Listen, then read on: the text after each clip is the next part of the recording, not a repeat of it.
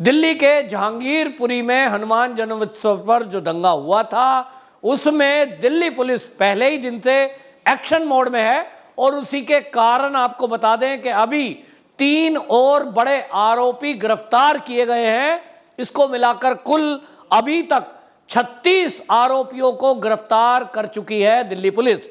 इसी में आपको बता दें एक पकड़े गए हैं, इसी में जो 3 बड़े आरोपी अभी पकड़े हैं उसमें जहीर खान और एक अनाबुल शेख और एक तरबेज को पकड़ा है। और पुलिस का कहना है कि ये जो तरबेज है ये पूरे दंगे में एक्टिव था। और यहां से आपको बता दूं अभी तक जो रिकवरी हुई है 8 पिस्टल बरामद की गई हैं और 8 तलवारें यहां से बरामद हुई है और भारी संख्या में पत्थर, कांच की बोतलें और ये सब जो बरामद पुलिस ने किया है इसके आधार पर जो रिपोर्ट तैयार की है उसमें पुलिस ने ये कहा है अपनी चार्जशीट में कि इस सब मामले में बाहरी तार भी जुड़ रहे हैं। बांग्लादेश से पैसे आए और पैसे कुछ लोगों में बटे। इसको लेकर जो दिल्ली पुलिस कमिश्नर हैं राकेश अस्थाना, उन्होंने ईडी को भी पत्र लिखा और उसमें कहा कि क्योंकि विदेशों से फंडिंग हुई है इस मामले की जांच की जाए। मुख्य आरोपियों को गिरफ्तार कर लिया गया है, लेकिन इतने दिन बाद ये 3 लोगों की गिरफ्तारी, जिसमें तरबेज को गिरफ्तार किया है, दिल्ली पुलिस को भारी मशक्कत करनी पड़ी। दिल्ली पुलिस के जो प्रवक्ता हैं उन्होंने बताया मीडिया को कि इनको पकड़ने में प्रॉब्लम इसलिए आई क्योंकि इन लोगों ने अपना मोबाइल फोन बंद कर दिया था और लगातार ये अपने ठिकाने बदल रहे थे। अपनी रिश्तेदारियों में न जाकर के दोस्तों के यहाँ जा रहे थे, लेकिन हमारी पुलिस की टीम लगातार इनका पीछा कर रही थी और जैसे ही ये जहांगीरपुरी क्षेत्र में आए हमारी टीम ने इनको धर दबोचा। अब इनसे आगे की पूछताछ की जाएगी, वो सबूत इकट्ठे किए जाएंगे कि फंडिंग कैसे कैसे कहां से हुई, किन किन लोगों को इन्होंने दंगे के लिए उकसाया, किसके कहने पर उकसाया। ये सारे तार जोड़ने में दिल्ली पुलिस लगी हुई है। लेकिन आपको एक बात तो समझ में आ ही जानी चाहिए कि जो लोग शुरू में इस दंगे को केवल ये कहकर बदनाम कर रहे थे कि कुछ लोगों ने जय श्री राम के नारे लगाए, कुछ लोगों ने यहां डीजे तेज बजा दिया मस्जिद के सामने, ओवैसी जी कह रहे थे कि यहां पर झंडा लगाया गया मस्जिद पर। अब इनको समझ में आ जाना चाहिए कि यह सब प्री प्लान था, पहले से षड्यंत्र था और इस षड्यंत्र के तहत यह बवाल किया गया।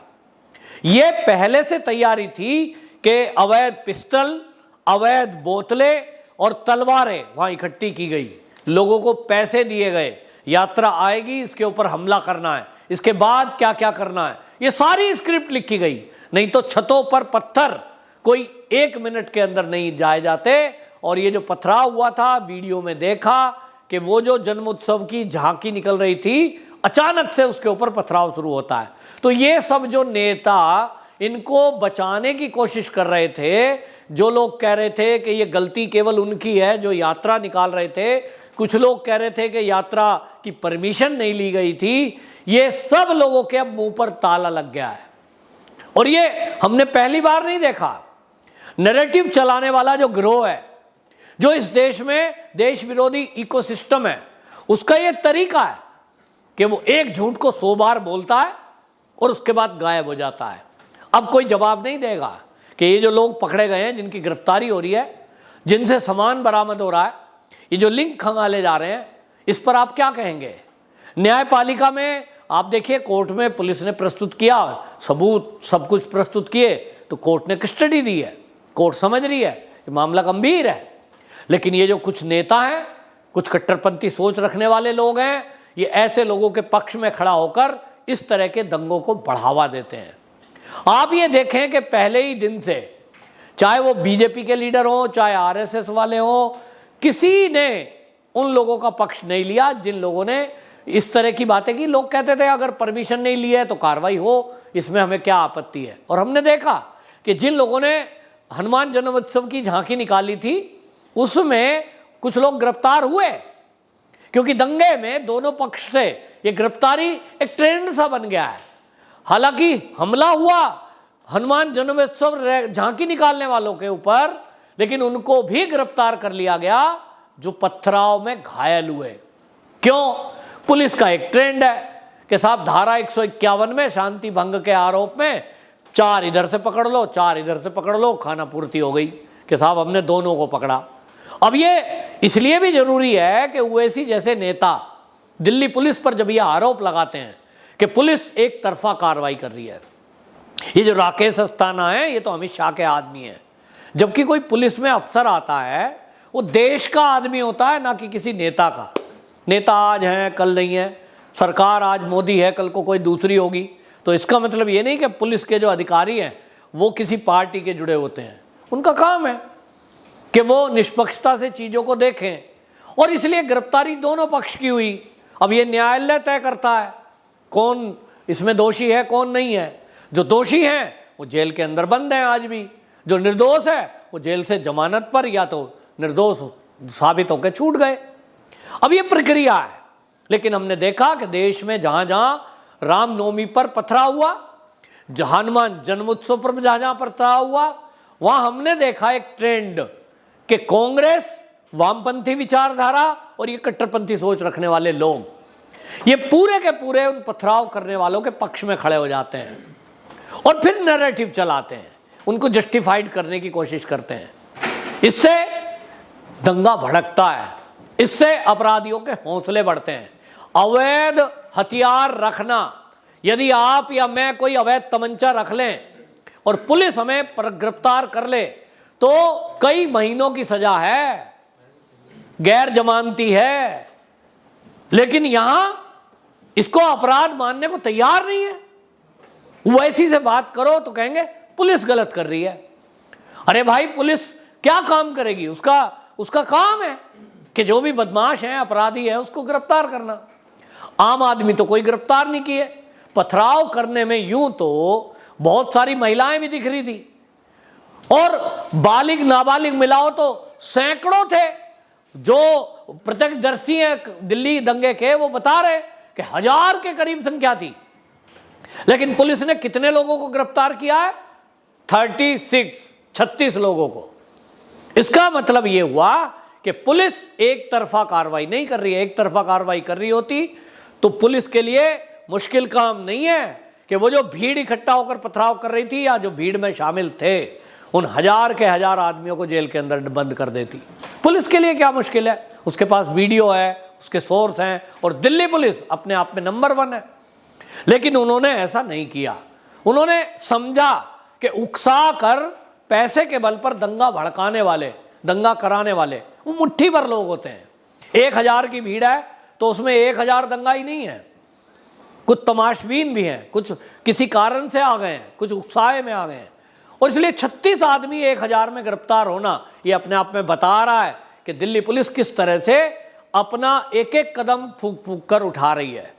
उसके बावजूद भी दिल्ली पुलिस को घेरना, उस पर सवाल उठाना, और वो भी जब पुलिस का सब इंस्पेक्टर खुद घायल हुआ, उसको गोली लगी। अब इसको कैसे नकार सकते हो आप?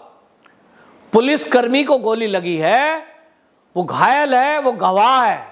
अगर कोई आम आदमी होता तो ये कहा जा सकता था कि वो बदले की कार्रवाई या उकसावे में इस तरह के बयान दे रहा है। ये बड़ा दुर्भाग्यपूर्ण है कि इस देश में जब भी कभी इस तरह का दंगा फसाद हुआ, कुछ लोग दंगाइयों के साथ खड़े हो जाते हैं। और इसीलिए ये जरूरत है कि पुलिस निष्पक्षता से काम करे।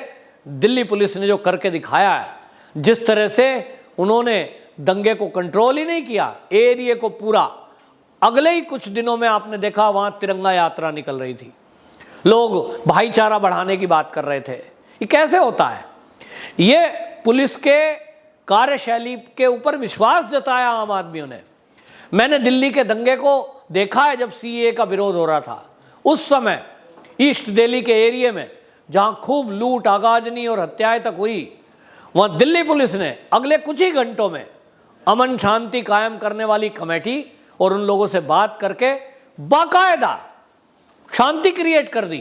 क्योंकि पहला वेव कुछ घंटे में आया और जो अपना षड्यंत्रकारी है वो अपना काम कर गए, लेकिन आम जनता जो है वो कभी भी ना तो दंगे की पक्षधर है, ना लूट की, आगाजनी की, ना हत्या की। आम आदमी अपनी रोजी रोटी करता है, कोई नौकरी कर रहा है, कोई काम धंधा कर रहा है, कोई दुकान चलाता है, कोई दिहाड़ी मजदूरी कर रहा है, कोई आम आदमी ऐसा नहीं चाहता कि दिल्ली में या उनके घर के आसपास कर्फ्यू लगे, पुलिस हो या उनके ऊपर कोई बात आए। और इसीलिए ये मुट्ठी भर लोग षड्यंत्रकारी जो हैं, इनके ऊपर सख्त कार्रवाई हो, इनको गिरफ्तार पुलिस करे और ये समाज में अलग थलग हो, इसकी जरूरत है। और इसलिए अब ये समझने की जरूरत है कि धर्म के नाम पर जो ये उन्माद फैलाने वाले लोग हैं, इनको समाज से अलग थलग किया जाए और समाज इनके विरुद्ध खड़ा हो कि भाई अगर ये इस तरह के काम करने वाले हैं, क्यों ना, रामनवमी है, हनुमान जन्मोत्सव है, अगर भारत के गलियों में, भारत की सड़कों पर ये यात्राएं नहीं निकलेंगी तो कहां निकलेंगी? क्योंकि हर धर्म को हमारे देश में आजादी है, संविधान देता है। और इसलिए संविधान ये कहता है कि भाई सब मिलजुल कर रहो। ये भाषण देने की बात नहीं है, लेकिन नेता भाषण देते हैं, हम तो सेकुलर पार्टी है। सेकुलर का मतलब ये थोड़ी है कि आप एक तुष्टीकरण करेंगे किसी एक धर्म का, दूसरे को दबाएंगे। बिल्कुल नाजायज है, ये बिल्कुल नहीं चलेगा। और इसलिए ये जो जिस तरह की दिल्ली की कार्रवाई हुई है, आप देखें ये जब होएगी, क्योंकि अमित शाह जी ने कहा था, दिल्ली पुलिस को खास निर्देश दिए थे कि कार्रवाई ऐसी हो कि अगले आने वाली पीढ़ियों को ये नजीर बने, तो इसमें सख्त कार्रवाई होगी। तो अगली बार दिल्ली में कोई दंगा करने के पहले 100 बार सोचे। ऐसी कार्रवाई करने की जरूरत है। एक एक षड्यंत्रकारी, एक एक दंगाई इसमें पकड़ा जाना चाहिए। और आम आदमी जो किसी के उकसाए से वहां कहीं सड़क पर आ गया था, उसको समझ लेना चाहिए कि ये जो तुम्हारे पीछे खड़े होकर तुम्हारी फंडिंग कर रहे थे और धर्म के नाम पर तुमको सड़कों पर उतार रहे थे, आज उनकी क्या हालत है। जेल के अंदर बंद है और छूटने नहीं है। ताहिर हुसैन को भी बहुत दिन हो गए जेल में पड़ा रहेगा और शायद इसी तरह जिंदगी जाएगी। तो ये समझ लेना चाहिए, जितना जल्दी समझ जाए उतना अच्छा है। देश में शांति कायम रहे, ये बहुत जरूरी है। वंदे मातरम।